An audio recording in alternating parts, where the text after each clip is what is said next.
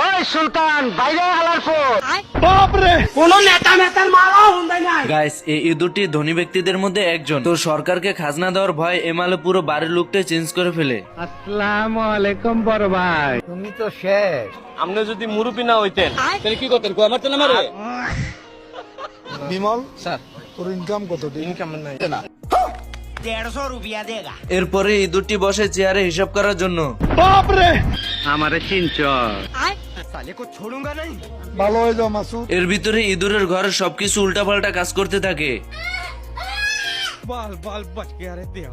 এইদিকে অফিসার ভাবতে থাকে তার বাংলা মদের কারণে এসব ভুলভাল জিনিস দেখছে, তাই মদের বোতলটিকে ফেলে দেয় এবং সত্যিটা দেখার জন্য আবার ইঁদুরের বাড়িতে চলে যায়। তোরা কে কোনা আমার বাসা।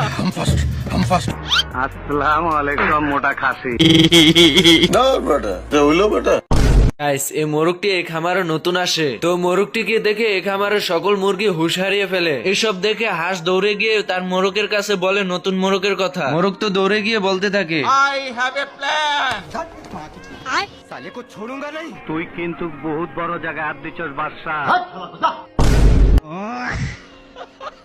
मैं गाली नहीं दे सकता। হঠাৎ করে মোরগের একটি দুষ্ট বুদ্ধি মাথায় আসে, তাই হাঁসকে নিয়ে এসে বলতে থাকে, আমরা কিন্তু একটাও মানুষ না, তাহলে কি?